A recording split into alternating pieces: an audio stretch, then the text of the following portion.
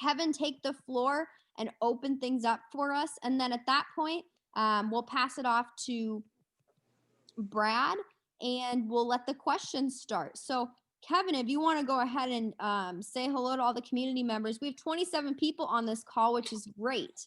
So I'll pass it over to you, sir. That's perfect. Hey, fantastic. I appreciate you all joining tonight to, to maybe get to know me and let me get to know you a little bit here as one of the candidates for superintendent. I will tell you that I spent my day out in the school buildings here in Kingman and Norwich. Super impressed with the teachers that I've met today, the administrators, the students, such a hardworking group of folks out there. I just really enjoyed seeing your facilities and getting to hear about the things that are going on here. I'll just tell you really quickly about myself. I have been married for 27 plus years. Don't tell my wife I stumbled just a little bit on that, but we met in high school. We have two great kids. Both of them are going to be teachers. One's 24 years old. He's at Park University right now. And then my daughter, she'll be going to K-State in the fall, both going to be teachers. Literally turning to go by the grade school right now. Okay. I am absolutely positive. I am passionate about education. I absolutely love this field. I have spent 20 plus years here, and I have loved every minute of it. And I will tell you, after spending time in your schools, I would be honored to be selected as superintendent in your district.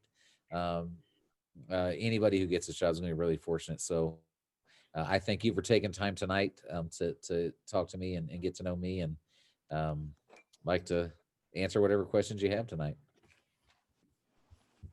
Great. All right, Brad, if you'd be willing to kick us off. Sure. Hope everybody's doing good tonight and staying safe with the COVID distancing. Can you guys hear me okay? All Yes. right. So, Mr. Kevin, what made you choose to apply to be our superintendent, and do you have any connection to our community currently? So my wife and I had talked about the possibility of me pursuing a superintendency after our kids were finished with high school. Obviously, I didn't want to make them pack up and move after having spent time. And so with my daughter finishing high school this year, this was a great time for us to start looking.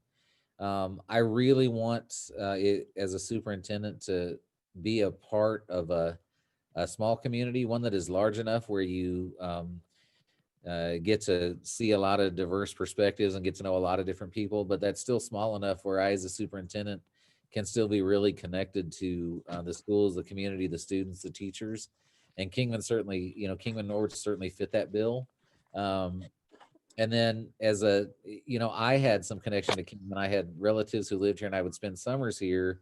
So I was familiar with the Kingman area. My wife, however, was not. And so when I decided to apply for the position, I actually drove her down here so she could have a look, because I felt like it was important for her to actually to see it first before I made a commitment to say I wanted to be considered for this position. But like I said, I really aspire to be a superintendent in a place where the schools are really the center of the community and really matter a lot. And so I think Kingman Norwich fits that bill. And after visiting your schools today, I'd be honored to be your superintendent. Your face isn't showing. Okay, so I can turn up the volume.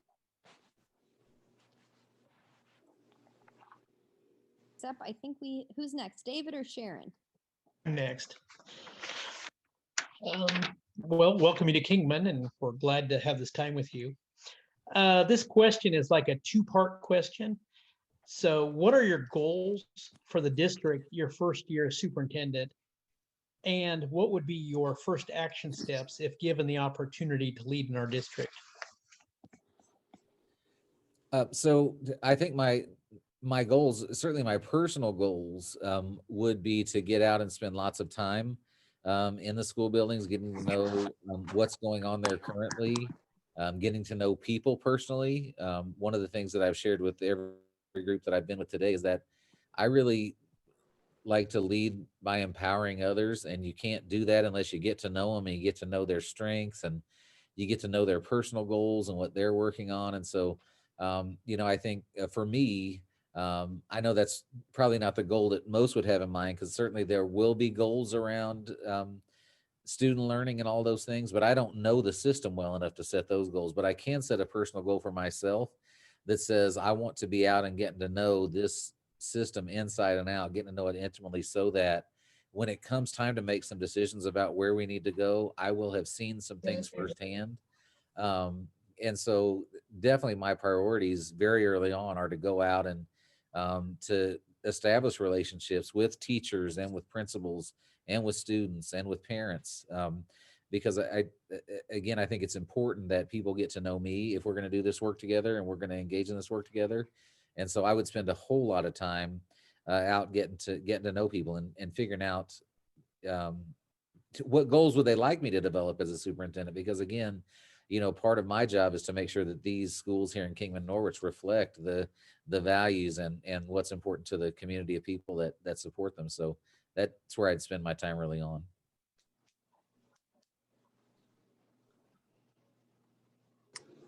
Kevin, the next question is mine, and I'm a retired 5th grade teacher. So the quality of our superintendent is and has been always important. My question for you is, what do you believe is the role of the superintendent, and what is the role of the school board?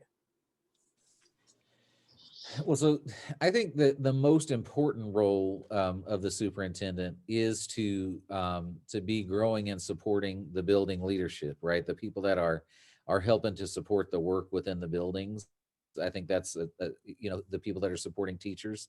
And I think you build their leadership capacity and build some trust with them, because they're going to have to do a lot of hard work alongside those teachers. And I think the role of the school board is really to bring the perspective of the community into the decision making, right? I think that's the important thing about it's the one thing that makes it really hard when you work in schools, is because, as you know, as a teacher, we speak a very different language than people in other jobs and other things. And so, I think where the superintendent and the board can work together is that I can be that interpreter of that language that says, okay, when we're talking about, PLCs and IEPs and SIT teams and all those acronyms that, we use over and over again, I think I can, we certainly get to be the interpreter for that. And then ultimately the board is overseeing to make sure that I've done the things that I've set out and promised that I would do as a superintendent, when I made the commitment to be here. And so, but I think in both instances, the goals and the priorities are the same, and that's to empower one another, to build on one another's strengths and to help one another grow. I think that's the board's role for me, and certainly my role for the rest of the district. So. All right, well, I guess I have the next question. So please describe your leadership style and how you would allow those you lead to have a sense of autonomy while still holding them accountable. Well, so as I said a little bit before, I really lead through empowering others and getting to know the strengths of others and figuring out how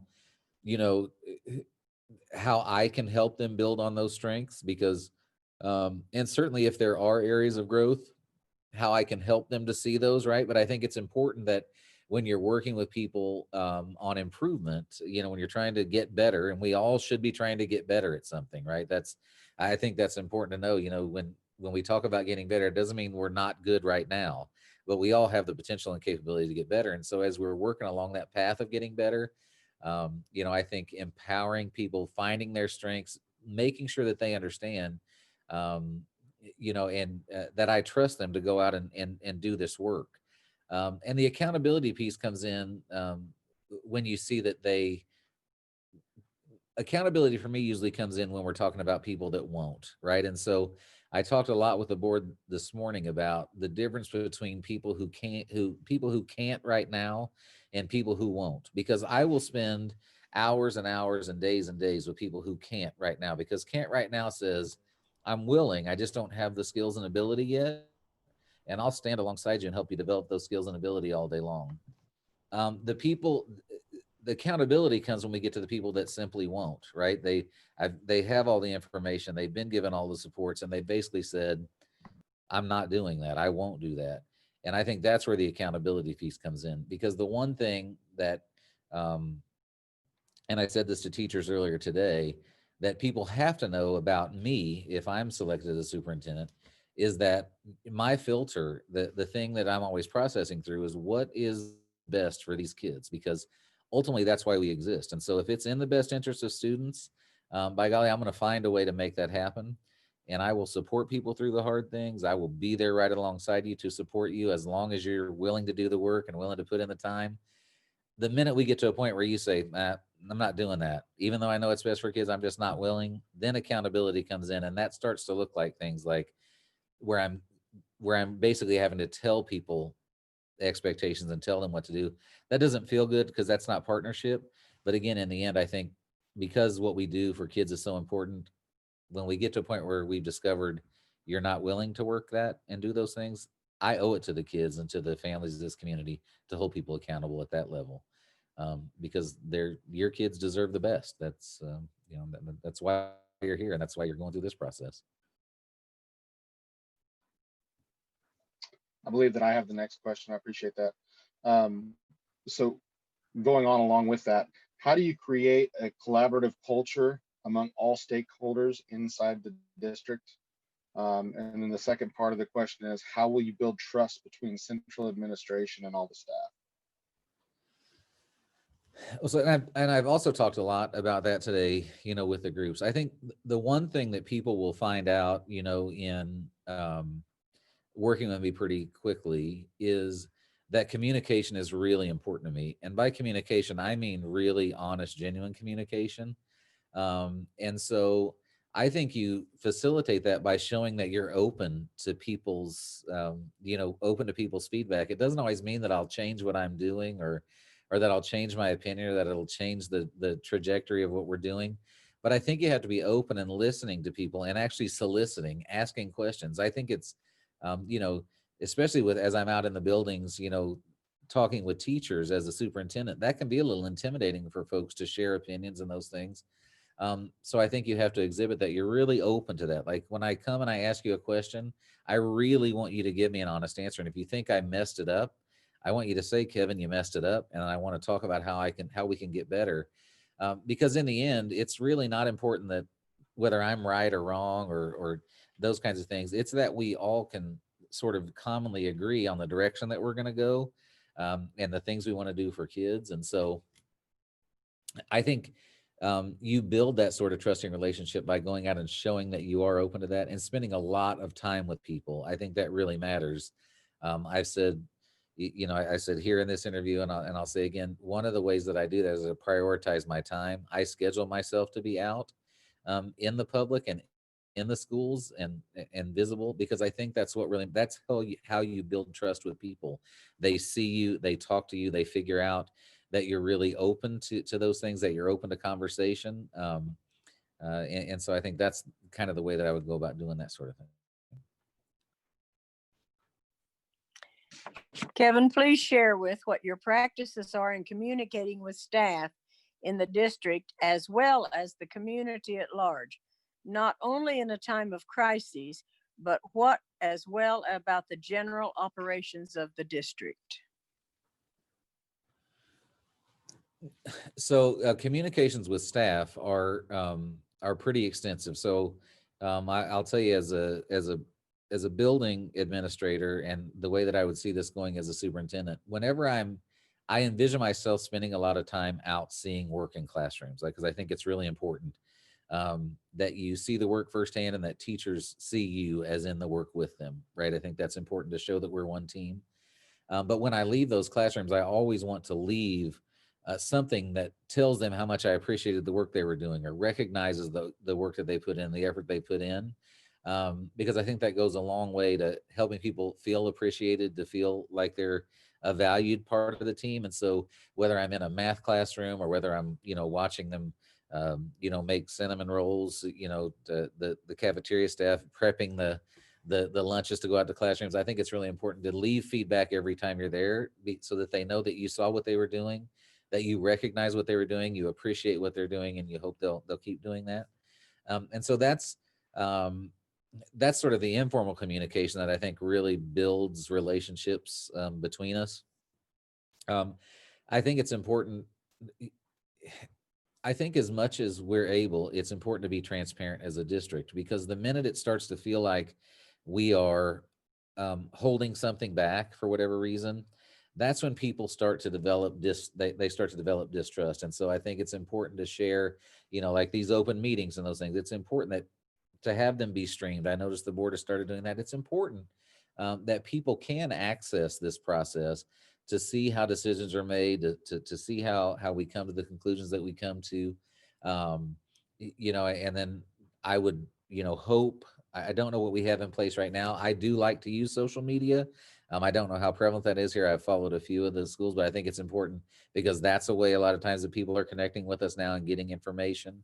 But I think I like a lot of informal pathways that are really personal, but I do think I would want to develop something where, I don't know if we're sharing in the paper sort of our board briefings or those kinds of things, or because again, if you don't watch a board meeting, that's what I always say.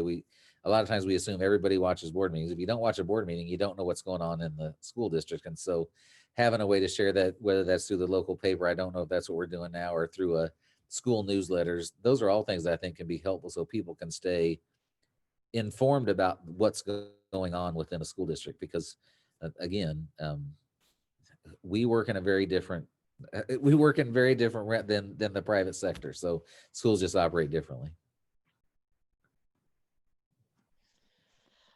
Thank you for that answer. So the next question is, in a small rural community, there are a variety of connections that are intertwined amidst the district and community at large. How will you ensure that the district team members and students are held to a constant and equitable standards?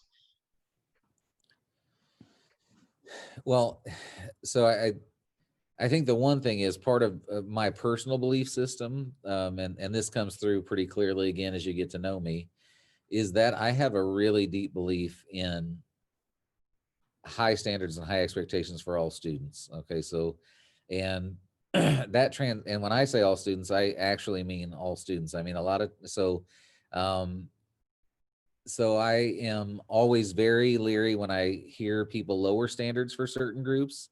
And I've heard it, I haven't heard it in this district, but I've heard it in my previous, the previous work that I've done, where people will say, oh, he didn't quite make the mark, but he comes from a tough family, or, oh, but he's from special education. That tells me that, right, we're lowering some standards. And so that is really important to me, and that lends itself, I think, to equity, right? Every kid is entitled to our very best. And so I think that's, you do that, I think, by monitoring your student achievement data, right? I mean, every student should be growing at some point. You do that by monitoring classrooms and watching practices actually physically in action. But I think that's, equity for me is really critical, because it shouldn't matter what teacher you get assigned in a school, or where your physical address is. If you come to Kingman Norwich schools, you are entitled, or will be entitled to a high quality education, and those things shouldn't matter. And so if we find that they are, then we've got to really get to the bottom of how that inequity is being, how that's gotten into our system, and then figure out how to get it out really quickly, because like I said, the kids deserve better than that. They deserve our absolute best no matter what. And so I think that would be really important. Kevin, given that stability in personnel positively impacts schooling for our children, what is your plan for recruiting and retaining high quality teachers and administrators? So with recruitment and retention, one of the things that I've talked about a lot with you already is this feedback and this ongoing communication with teachers, and being in and showing appreciation to staff. I think that matters a lot. When people know that you care about them and know that the work that they do matters, and they know that people are paying attention to it and recognizing it, that's a retention strategy that's really easy to implement. And we overlook a lot of times, thinking that there are other things that are more important than us getting out and telling people how much we appreciate them. Additionally, I think it'd be great to partner with universities in the area to create pathways for students to come in and spend a lot of time in classrooms. That's really, there's a transition education programs to find ways to get students in classrooms earlier as they're learning to become teachers. And so maybe making ourselves, a place, a professional development relationship where we could get people in here through universities. I think there's also, I'm pretty sure I saw today something referring to like a path to teaching course or something like that. And I think finding people that are within the community that are interested in teaching, fostering that in them and getting them back. Because again, I think, some of the people that I met today, the teachers that I met today, are teachers that grew up in this community and teachers that went through this school and that are back here teaching now. And I will tell you, the folks that I met couldn't be better stewards of and better cheerleaders for this district. And so I think finding ways to grow your own and get people who are interested back into our system so that they can continue to serve kids, I think is certainly in our best interest. But I do think making sure that I am out, that our principals are out, spending lots of time recognizing good work and showing appreciation for folks. That is a retention strategy that costs no money and is really something that keeps people around because they want to be places they're appreciated and the work they do is valued. Thank you for that. So going along with that, our students pursue a variety of paths post-graduation. What kind of programs would you implement to help our students prepare for their futures, whether it's college or entering the workforce, armed forces, or even a vocational program, maybe even farming? What kind of programs could you implement to better help them along that process? So I think when I met with the with the high school administrators today, that's something that I'm really passionate about and something that I'm really looking forward to. So I've had the opportunity to work with a foundation in Kansas City, Missouri, where they let us go out to different schools and sort of observe those very practices that you're talking about. So finding ways to get students either college credit or an industry recognized credential or a pathway completer certificate or those kinds of things when they leave school. And so I think it's really exciting to see how you can take those programs and expand them and find ways to get students interested in them. Because I think that's the thing, is to catch kids early. The other thing is I think to think about those career pathways. So a lot of times, and I have looked at those in the past, as what a kid might do when they get out of school for a job, right? That's the way you use a career pathway. When I did this work with the Kauffman Foundation, there are a lot of schools that are looking at it more just to give kids context for learning, right? So they're taking kids that may have absolutely no interest whatsoever in auto mechanics, but saying, hey, for the next 4 years, I'd like for you to take some auto mechanics classes. We're going to learn how to do some technical reading in here, but it gives them a context for learning, helps kids want to come to school. It makes it interesting. And so again, I think really expanding the pathways, really making sure that kids understand what pathways are available to them. And then again, I think continuing to work with local universities, local businesses, to see if there to see if there are ways that we can work to get kids that maybe aren't looking to go to college, but we can find some great pathways to them to go from high school into be a pre-training ground for them to get them ready for a job and to go right into into meaningful work. And so I think there are lots of opportunities to do that. And I'm excited about, after talking with the high school folks today, there's some great things going on right now in career and technical education here in Kingman, Norwich. And then to find ways, I think, to refine that would be great. I think you've pretty well explained this, but it's the question I'm supposed to read. So what is your plan for visibility within the district, and how will you engage with not only district personnel, but community members as well? Well, so, and I think that you're visible when you plan for it and when you make it a priority. And so I will tell you personally that I can't tell you the number of people that have told me in my past, I was going to be a principal. They said, you won't be in the classroom as much as you think you're going to be. And I was, and the reason that you are is because you make it a priority. You say, this is what matters to me and I'm going to do it. And you hold yourself accountable to that. So I think you do that by prioritizing your time. That's how you make sure you're visible. yeah, I put it on my schedule and that gets me out and I do it. And I make it a priority because I think it matters so much. I think and what was the second half of your question? Was it just visibility? I want to make sure I answered the whole thing. Let me just double check where I'm at here. And how would you engage with not only district personnel, but community members as well?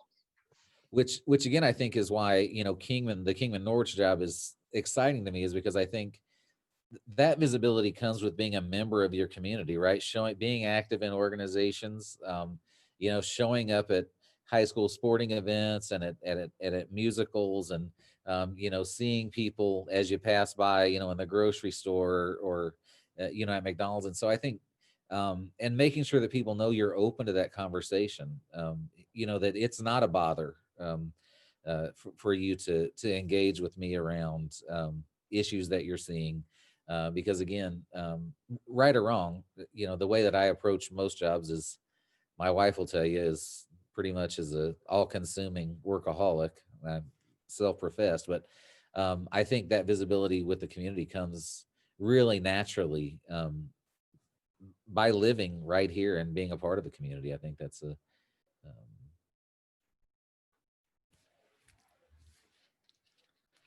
Thank you for that answer. That's important.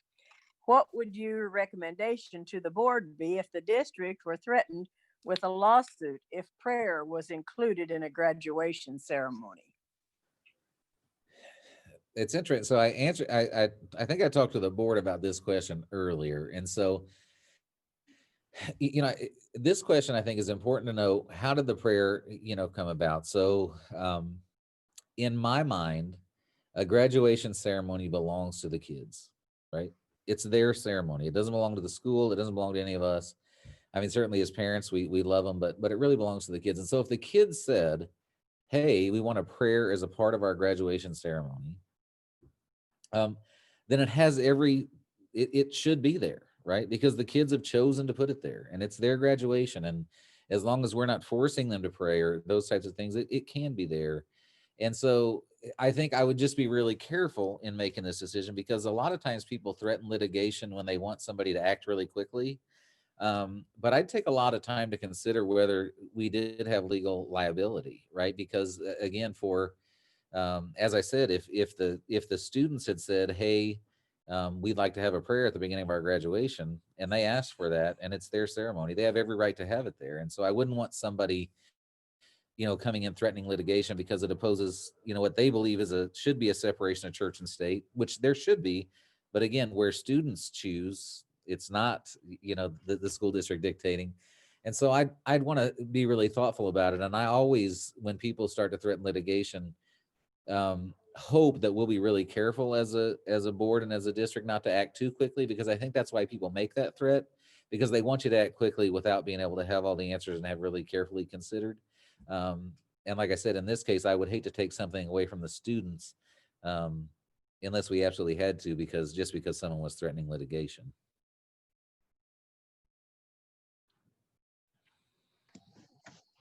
Okay, so what do you see your role as superintendent in growing the local economy?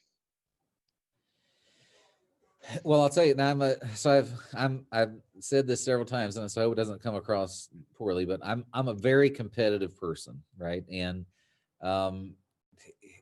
so I would hope, right, especially with the proximity of the district to Wichita and those kinds of things, and very commutable. I would certainly expect that people should look at Kingman Norwood schools and say, that's where I'd like to send my student, right? I work in Wichita, but I don't like the big school district. I don't like the way that's going. I want my kids here. And so I think you do that by building reputation. And again, part of that is learning to, there are some great things going on in your schools right now that people don't know about. So the very first thing would be to get those things out there so people know about them. And then to start talking about improvements we're making and innovations that we're putting in place, because like I said, I'm very competitive. And so I would hope that, within a few years, people would be looking at this school district as a destination for them as an alternative to the big school district, that can't give the personalized attention and the same level of, the same level of innovation, because, Wichita, I'd like to see Wichita not able to keep up with us, right? I'm very competitive. So I think by making it a destination spot and making it prestigious, I think people would want to come here. And again, so commutable to another, big city. It's not like you're giving up much to come to this community to live. And so, and as you bring people in and people get interested and your school district is gaining respect, you do get people that want to come and invest their time and money and energy in, in the infrastructure that's already here to open up places that have been closed for a while. So, I mean, that sounds pretty, I think, like a lofty goal, but like I said, I'm competitive. It's something I'd like to see happen. All right, I got another question here for you. In a community of our size, resources can often be shared or pooled to positively impact the community. How would you propose the district partner with the community at large to serve as a resource? So I think the first thing I would have to do is to get in and to know what is available here and what opportunities there are and start to see some of those. And as I think I was talking with the teacher group today, and there are plenty of businesses and people that are willing to partner with schools, but they don't really know how. They don't really know what they would do.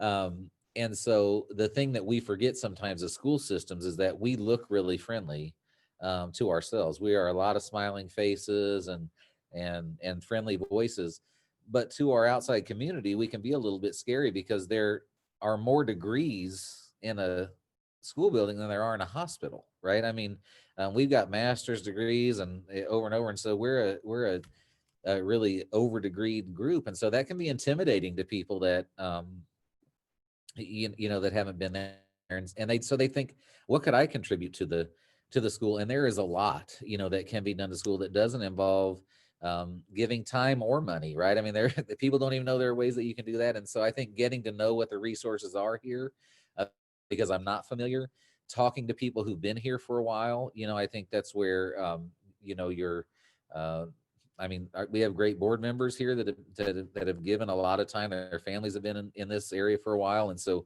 they can certainly offer some perspective, and finding those community partners and then going to them and specifically saying, because a lot of times we say, hey, can you help the school? And when we do something like that, we leave it very open and they don't really know how to respond. So they'll say yes, and then it maybe doesn't take off. But if we could go to them and say, hey, here are a couple of things that could really help us if you partnered with us to do this in the school. We could certainly use, your expertise to come in and talk to us about how we, how to working on cars, or we could certainly use you coming in to talk to the culinary program about how you developed your little local business here, your baking business. And if we tell them specifically, people are almost always willing to come in and give it their time and effort and talent. They just don't know how to do it. And so I think that's where, me as a person who can go out and get to know those things, talk to the people who've been here a while and get to know the resources that are available. I would feel, really comfortable going out and ask them to connect, certainly with our schools and asking the principals, how would they like to have them there, right? And if we can tell them specifically what we'd like from them, people are almost always willing to give that. Thank you for that, Kevin. So that comes to the end of our questions for the evening. What I want to talk through quickly, and then I'm going to throw it back to Kevin, is just how we want your voices and how needed your voices are in this search. The board is elected to serve the community, and although they are the individuals making the decisions, we want to ensure that they know what their constituents are thinking and feeling. So what I just put in the chat here is a feedback survey, and you can just click on that link. I also am working with the board to get it on the district website. It might already be up there. I haven't had a chance to look. But this feedback survey, it's going to be the same. So for everybody and every night, what we would ask you to do is just take a couple minutes. I think SurveyMonkey tells me the average amount of time it takes to take the survey. I think it's like 2 minutes. So if you can spare 2 minutes of your day and help us out by sharing that feedback, we'd love to hear a little bit about your impressions of Kevin. He did a wonderful job. I also want to say thank you to Brad, Sharon, and David for serving as our MCs. They did a great job facilitating that question list. We'll be back here again tonight. We won't be back here tonight, don't worry. We'll be back here tomorrow night and Thursday night, same time, same place, same link.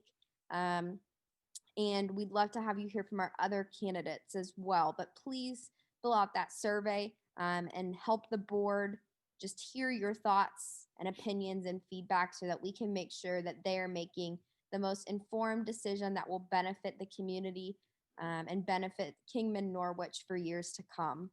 So with that being said, Kevin, I want to throw it back to you, just kind of let you give a closing statement to these 30 or so community members. Again, community members, thank you for signing on and being here with us. I know you all have jobs and lives and children and things to do. So giving us some of your evening is so very appreciated. And to have such an awesome turnout from my perspective as somebody who does this every day and for a full-time job, to see this level of participation is just outstanding. So thank you for that. And Kevin, with that, I'll throw it back to you. Let you bring us home. Right. Hey, I'll echo what Quinn said. I do appreciate all of you taking time out of your evening, to be here on Zoom, which, I'm one that prefers seeing in person, but I understand safety. So I appreciate you taking time and being here this evening, and David, Sharon, and Brad for asking the questions. Sharon, I think you could be an MC. I love your voice and the way it resonates here on this computer. So thank you for making me feel comfortable and being so welcoming. And as I've said multiple times today, and I'll leave with this, I'd be honored to be your superintendent. I spent a lot of time in your district today, and there's a lot here to be proud of. And whoever gets this position is going to be in a great spot because they're coming into a situation that is good, waiting to become great. This is not a place that needs rebuilding. I don't see it as any of that. I see it as a place maybe looking for some new ideas and some fresh perspective, but certainly inheriting a great system here. And so I'd be honored to be your superintendent, but whomever is selected for this job is going to be in a great spot and going to be coming into a great community. And so again, thank you all for spending time here tonight talking to me. I appreciate it. And I sure hope I'll see you guys again at some point. Thank you so much, Kevin. And again, thank you all for being here. Please fill out our survey. Again, have a safe night. Thank you for sharing your evening with us. And hopefully I'll see you all again tomorrow night at 7:30 here and Thursday night at 7:30. Can't get rid of me that easy. But Kevin's had a long day, 12-hour day. So we'll let him go hit the hay and take a load off. But thank you all. Have a great night. Stay safe and well out there. And we'll see you tomorrow. Thanks so much. Take care. Thanks, everybody.